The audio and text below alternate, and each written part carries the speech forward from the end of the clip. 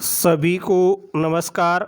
मैं मनोज मिश्रा आपके अपने YouTube चैनल पर आप सभी का हार्दिक स्वागत करता हूं। दोस्तों, सामाजिक अध्ययन की शिक्षण विधियों के अंतर्गत आज हम टॉपिक लाए हैं कक्षा की प्रक्रियाएं, क्रियाकलाप एवं विमर्श। कि सामाजिक अध्ययन के अंतर्गत कक्षा होता है, उस कक्षा का स्वरूप कैसे होना चाहिए, उस कक्षा की शिक्षण प्रक्रिया किस प्रकार से चलनी चाहिए और छात्रों से विचार विमर्श करते समय किस प्रकार की तकनीक का शिक्षक को उपयोग करना चाहिए, ये सभी बातें इसके अंतर्गत हम पढ़ेंगे। सबसे पहले आज के इस वीडियो में जो चीज़ पढ़ी जाएगी वो है कि कक्षा होता क्या है और कक्षा को बनाते समय कौन कौन सी सावधानियां रखनी चाहिए, अर्थात कक्षा का आकार क्या होना चाहिए, कक्षा में फर्नीचर व्यवस्था कैसी होनी चाहिए, प्रकाश की व्यवस्था, वायु संचार की व्यवस्था, चलचित्र आदि के प्रदर्शन की व्यवस्था, बुलेटिन बोर्ड, सूचना बोर्ड, रंग आदि चीज़ें कैसी होनी चाहिए, इन सभी के बारे में हम इस वीडियो में अध्ययन करेंगे। तो ये सामाजिक अध्ययन के अंतर्गत आने वाला टॉपिक है कक्षा की प्रक्रियाएं, जिसमें आज हम पढ़ रहे हैं कक्षा का स्वरूप एवं अन्य जानकारियां। देखिए, सबसे पहले कक्षा होता क्या है, किसे कक्षा कहते हैं, कक्षा की परिभाषा क्या है। तो विद्यार्थियों का ऐसा वर्ग या श्रेणी जिसमें उन्हें एक साथ एक ही प्रकार की शिक्षा दी जाती है, उसे कक्षा कहते हैं।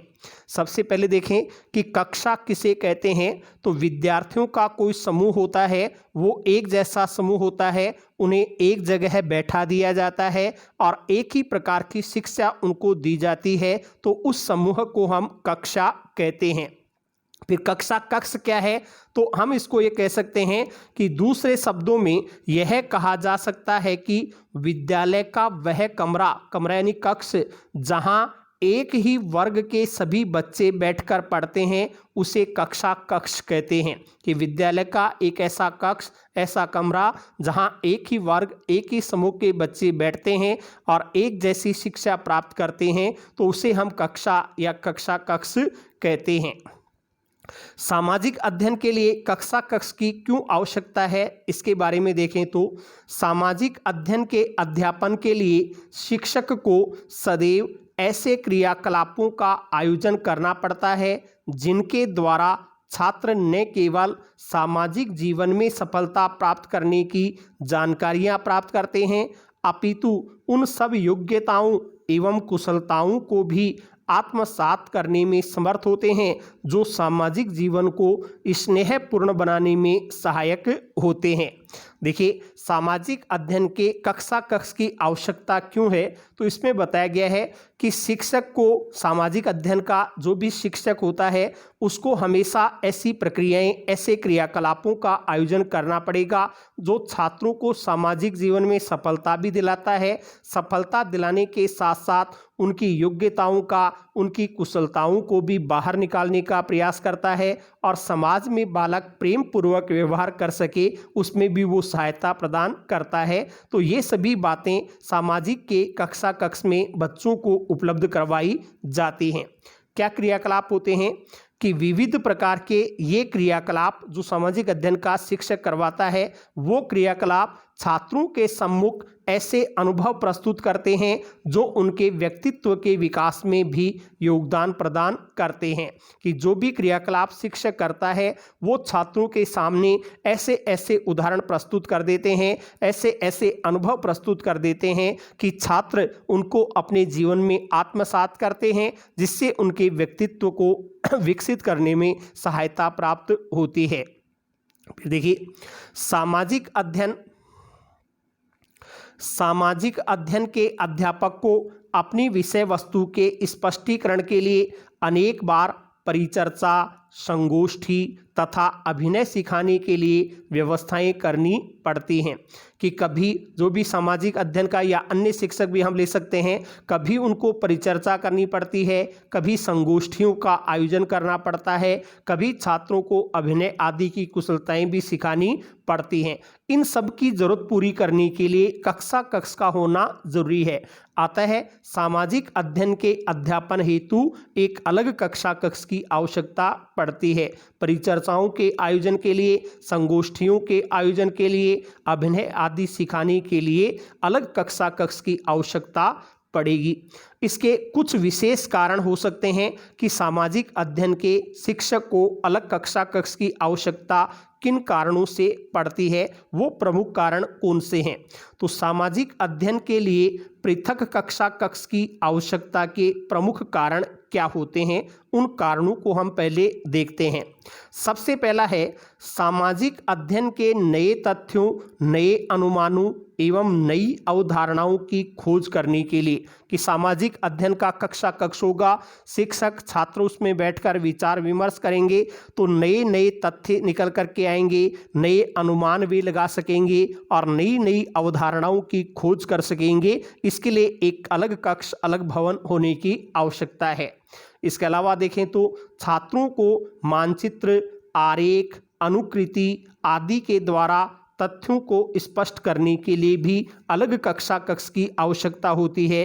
कभी हम मानचित्र के द्वारा तथ्यों को स्पष्ट करते हैं, कभी आरेखों के द्वारा, ग्राफ्स के द्वारा हम तथ्यों को स्पष्ट करते हैं, तो कभी कुछ कलाकृतियां ले लेते हैं, उनके द्वारा तथ्यों को स्पष्ट करते हैं और उनके समुचित रखरखाव के लिए हमें कक्षा कक्ष की आवश्यकता पड़ती है। इसके अलावा सामाजिक अध्ययन के छात्रों को एक साथ बैठकर आपस में एक दूसरे की खोज पर विचार करने के लिए भी कक्षा कक्ष की आवश्यकता पड़ती है। सामाजिक अध्ययन के छात्र हैं, यदि अलग कक्षा कक्ष होगा तो उसमें वो एक जगह बैठेंगे, अपने द्वारा किए गए कार्यों के अनुभव को साझा करेंगे और एक दूसरे ने क्या खोज की उनको एक दूसरों को बताएंगे, तो उसका ज्ञान अधिक से अधिक प्रसारित होगा, विकसित होगा। इसके अलावा देखें तो सामाजिक अध्ययन से संबंधित प्रयोग करने के लिए भी सामाजिक अध्ययन या विज्ञान से संबंधित कोई विशेष तथ्यात्मक प्रयोग हैं तो उनके लिए भी हमें अलग कक्षा कक्ष की आवश्यकता पड़ सकती है। इसके अलावा देखें तो शिक्षण सहायक सामग्री का समुचित ढंग से प्रयोग करने के लिए, शिक्षण सहायक सामग्री है, यदि अलग कक्षा कक्ष नहीं होगा तो शिक्षक खरीद करके तो ले आएगा और सामग्री को इधर उधर अस्त व्यस्त रख देगा। लेकिन यदि सही व्यवस्थानुसार सहायक सामग्री रखी हुई होगी तो जब भी उसे अपना अध्ययन करवाना है, शिक्षण करवाना है, तो उस सामग्री का समुचित रूप से वह प्रयोग कर सकता है। इसके लिए भी कक्षा कक्ष की आवश्यकता पड़ती है। छात्रों को अध्ययन का समुचित वातावरण उपलब्ध करवाने के लिए भी एक अलग कक्षा कक्ष की आवश्यकता होती है। यदि अलग कक्षा कक्ष होगा तो छात्र उसमें सही ढंग से बैठ सकेंगे और उनको अध्ययन का वातावरण प्राप्त हो सकेगा। इसके अलावा सामाजिक अध्ययन शिक्षक को अध्यापन की पूर्व तैयारी वो करने के लिए भी आवश्यकता पड़ती है। शिक्षक कक्षा में पढ़ाने से पहले वहां बैठ सकता है, बैठ करके अपनी पाठ योजना, इकाई योजना, वार्षिक योजना आदि हैं वो उनकी पूर्ति कर सकता है। कोई सहायक सामग्री की रचना करनी हो, निर्माण करना हो तो वहां पर छात्रों की सहायता से निर्माण भी किया जा सकता है। तो ये ऐसे प्रमुख कारण हैं जिनके लिए हमें अलग कक्षा कक्ष की आवश्यकता पड़ती है। अब आगे चलते हैं कि ये जो कक्षा कक्ष होना चाहिए सामाजिक अध्ययन का, उसका आकार क्या हो, उसके अंतर्गत फर्नीचर की व्यवस्था कैसे हो, प्रकाश की व्यवस्था कैसे हो, तो उन सब तथ्यों के बारे में हम पढ़ेंगे। सामाजिक अध्ययन के कक्षा कक्ष का आकार या स्वरूप कैसा हो, सबसे पहले चर्चा करते हैं आकार की। तो देखिए, सामाजिक अध्ययन का कक्षा कक्ष है वो बड़े आकार में बनाया जाना चाहिए। छोटे आकार का नहीं होकर के बड़े आकार में होना चाहिए। प्राचीन विद्यालय थे, उनमें छात्र संख्या कम होती थी तो छोटे छोटे कक्षा कक्षों से भी काम चल जाता था। लेकिन आजकल एक ही कक्षा में 50-60 बालक बैठ करके अध्ययन करते हैं, तो एक बड़ा कक्ष होना चाहिए।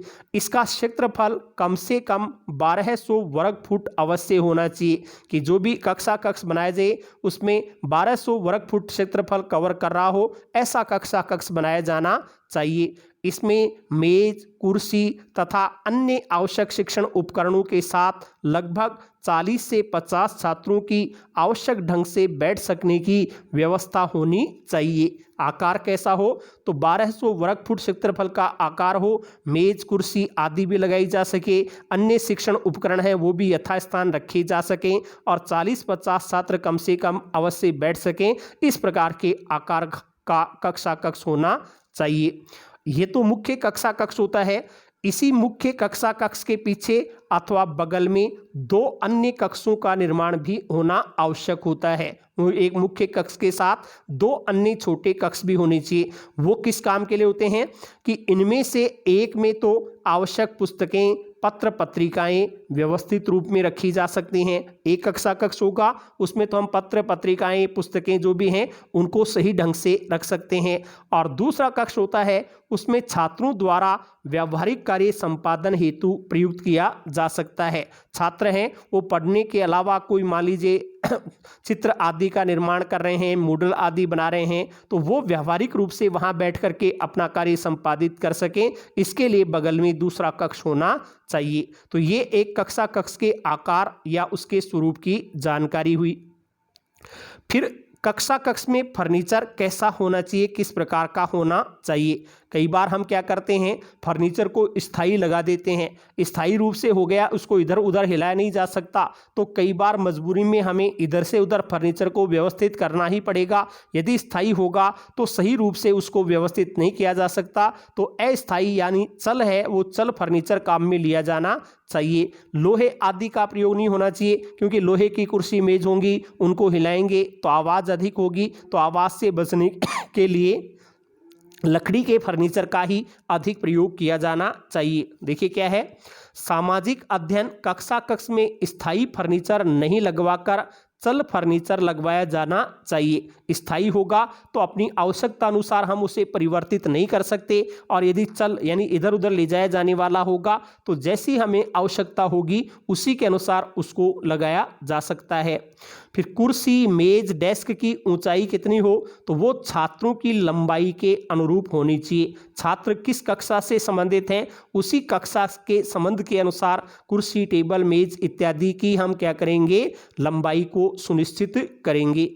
फिर ढालू डेस्क के स्थान पर समतल मेज का प्रयोग किया जाना चाहिए। कई बार छोटी कक्षाओं में हम ढलान वाली मेज काम में ले लेते हैं, उसकी जगह पर समतल मेज होगा तो ही काम अच्छा माना जाएगा। समतल मेज अच्छा क्यों होता है, इसका कारण क्या है, क्योंकि इन पर चार्ट, ग्राफ, मानचित्र इत्यादि बनाने में सुविधा होती है। कोई भी अपन समतल होगा तो उसके ऊपर चार्ट रखेंगे, आसानी से बना सकते हैं। यदि ढलान वाला मेज होगा तो ढलान में वो चित्र, चार्ट सही तरीके से नहीं बनाया जा सकता।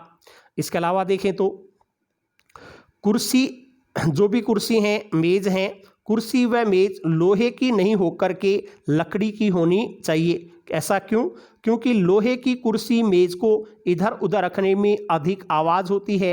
अधिक आवाज़ से बचने के लिए लोहे का इस्तेमाल नहीं करके लकड़ी की कुर्सी, लकड़ी के मेज आदि का प्रयोग होना चाहिए। मेजों का ऊपरी भाग अधिक चमकीला नहीं होना चाहिए। ऊपरी भाग जो है वो ज़्यादा चमकीला भी नहीं हो, क्यों?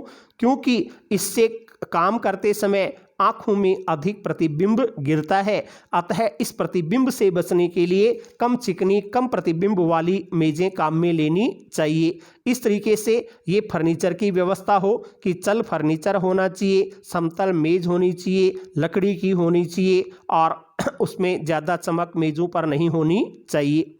फिर प्रकाश व्यवस्था के बारे में देखें कि कक्षा कक्ष में प्रकाश की व्यवस्था किस प्रकार से होनी चाहिए। तो कक्षा कक्ष में समुचित प्रकाश के लिए उपयुक्त स्थान पर दरवाजे व खिड़कियां रखी जानी चाहिए। प्रकाश आ सके समुचित रूप से, इसके लिए दरवाजों की संख्या, खिड़कियों की संख्या समुचित मात्रा में होनी चाहिए।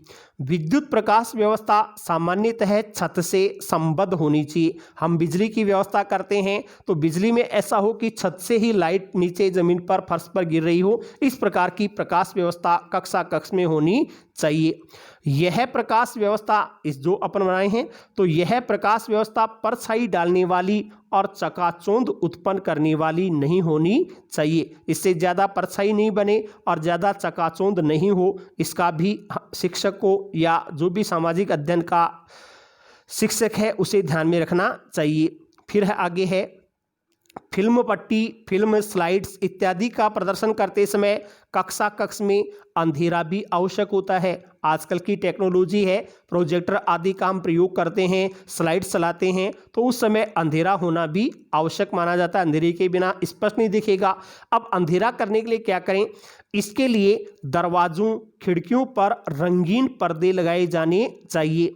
स्लाइड्स आदि के प्रदर्शन के समय इन पर्दों को खींच करके अंधेरा किया जा सकता है। जो भी खिड़कियां हैं, दरवाजे हैं, उन पर ब्लैक या अन्य रंगीन पर्दे लगा देंगे, तो जब भी हमें अंधेरा करने की आवश्यकता होगी उन पर्दों को खींच देंगे तो अंधेरा हो जाएगा। वापस उनको एक जगह लगा देंगे तो फिर प्रकाश की व्यवस्था होगी। ऐसा करना चाहिए। फिर बिजली का प्लग कहाँ लगाया जाना चाहिए? तो बिजली के प्लग फर्श से 36 इंच की ऊंचाई पर होना चाहिए। जो फर्श है उससे शिक्षक, छात्र आदि का हाथ स्पष्ट रूप से जा सके, इसलिए फर्श से लगभग 36 इंच की ऊंचाई के ऊपर प्लग को लगाया जाना चाहिए। वायु संचार के बारे में क्या विचार हैं? तो कक्षा कक्ष में स्वच्छ वायु के संचार की व्यवस्था भी शिक्षक को करनी चाहिए। इसके लिए क्या करें? इसके लिए पर्याप्त मात्रा में पंखे एवं कूलर की व्यवस्था की जानी चाहिए। जहां संभव हो एसी आदि की व्यवस्था हो तो की जा सकती है, लेकिन अपने भारत में ऐसे संसाधन नहीं हैं, तो कम से कम पंखों की समुचित व्यवस्था कक्षा कक्ष में अवश्य होनी चाहिए। इसके अलावा खिड़कियां एवं रोशनदान भी पर्याप्त मात्रा में होंगे तो उनमें सही वायु का संचार हो सकेगा।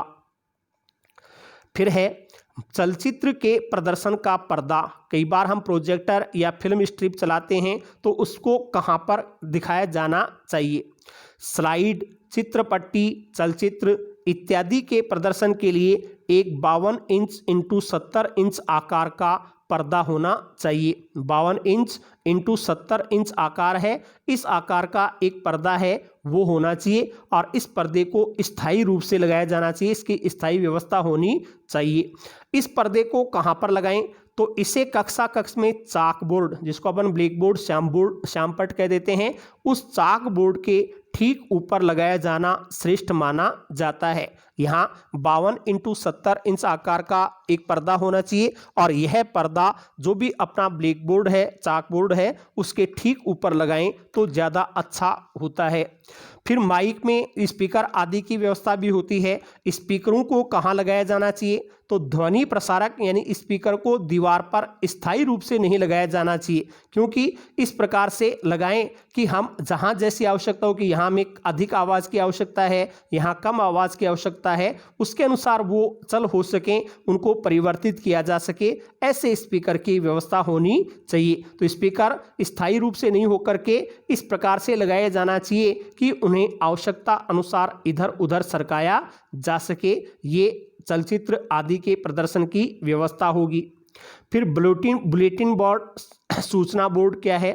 तो कक्षा कक्ष के बाहर बरामदे में बुलेटिन बोर्ड और सूचना बोर्ड की व्यवस्था भी की जानी चाहिए। जो कक्षा कक्ष है उसके बाहर एक बरामदा भी होता है, उस बरामदे में ही हमें बुलेटिन बोर्ड, सूचना बोर्ड लगा देना चाहिए। बुलेटिन बोर्ड में तो क्या होते हैं, अपने कोई भी चार्ट होते हैं, चित्र होते हैं, कागज़ पर हम कोई चीज़ देते हैं, उसको बुलेटिन बोर्ड पर चिपका दिया जाता है, जिससे वो सूचना बच्चों तक पहुंच जाती है। और सूचना पट भी कोई विशेष जानकारियां बच्चों को देनी है कि आज आपकी ये कक्षा होगी, इतने बजे होगी, इसके लिए सूचना बोर्ड की आवश्यकता भी पड़ती है।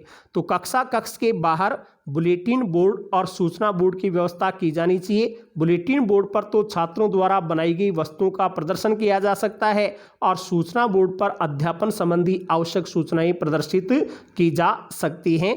ये अपनी बुलेटिन बोर्ड की व्यवस्था यहाँ पर होनी चाहिए। अब है कि कक्षा कक्ष में किस प्रकार के रंग का प्रयोग किया जाना चाहिए। तो देखिए, कक्षा कक्ष की दीवारों का रंग और साज सज्जा भी अध्यापन के वातावरण को प्रभावित करती है। दीवारों का रंग कैसा है, कक्षा कक्ष की साज सज्जा कैसी है, ये भी हमारे अध्ययन पर प्रभाव डालती है। एम.ए. मेसन एक विद्वान हुए हैं, इन्होंने क्या लिखा है, एनिमेशन के अनुसार यदि हम पढ़ें तो सामने की दीवार प्रमुख दीवार होनी चाहिए। दरवाजे के जो सामने की दीवार होती है उसको मुख्य दीवार, प्रमुख दीवार के रूप में मानना चाहिए और उसका रंग नेत्रों के आराम और ध्यानाकर्षण हेतु अन्य दीवारों की अपेक्षा चमक में हल्का होना चाहिए। जो सबसे पीछे की सामने की दीवार होगी वो दीवार इस प्रकार से रंग उस पर किया जाना चाहिए कि छात्रों के लिए, आँखों के लिए वो आरामदायक हो, आँखों को आकर्षित कर सके। इसके लिए हल्के रंग का प्रयोग उस पर किया जाना चाहिए। देखिए, और अच्छे प्रकार के परावर्तन हेतु छत का रंग कैसा हो, तो छत का रंग सफ़ेद होना चाहिए। छत का रंग है वो सफ़ेद होना चाहिए। सामने की दीवार हल्के रंग की होगी तो दोनों तरफ की जो दीवारें हैं वो दीप्ति यानी चमक में अधिक तेज रंग की होनी चाहिए। बिल्कुल सामने की दीवार हल्के रंग की हो और बगल की दोनों दीवारें हैं उन पर अधिक तेज वाला रंग करना चाहिए। कैसे हो सकते हैं रंग, तो सामने की प्रमुख जो दीवार है उसमें हरे रंग का प्रयोग किया जा सकता है। हरा रंग है वो आँखों को अच्छा लगता है क्योंकि यह हरा रंग आरामदायक और शांति देने वाला माना जाता है। इसलिए इस पीछे की जो यानी मुख्य दरवाजे के सामने जो प्रमुख दीवार है उस पर हरा रंग किया जाना चाहिए। और बगल की दीवारें हैं वो पीले रंग की हो सकती हैं। बगल की दीवार है उन पर पीला रंग किया जा सकता है क्योंकि पीला रंग भी प्रसन्नता का प्रतीक माना जाता है। प्रसन्नता के लिए पीले रंग का प्रयोग भी हम कर सकते हैं। कौन से रंगों का प्रयोग नहीं होना चाहिए, तो नारंगी, लाल और नीले ये रंग ऐसे होते हैं जो ध्यान में व्यवधान डालने वाले माने जाते हैं। अतः इन रंगों का कक्षा कक्ष में प्रयोग नहीं होना चाहिए। कौन से रंग, नारंगी रंग, लाल रंग, नीले रंग, ये सभी हमारे ध्यानाकर्षण में व्यवधान डालने वाले माने जाते हैं। इसलिए इन रंगों का प्रयोग नहीं करके हमें हरा, पीला, सफ़ेद इन रंगों का प्रयोग कक्षा कक्ष में अधिक करना चाहिए। तो ये तो आज कक्षा कक्ष प्रक्रिया में कक्षा कक्ष का स्वरूप कैसा होना चाहिए उसके बारे में हमने पढ़ा है। अब इसके बाद में कक्षा कक्ष की क्रियाकलाप क्या होंगे और विचार विमर्श कैसे होगा उसके बारे में अलग से वीडियो लेकर के हम आपके सामने आएंगे।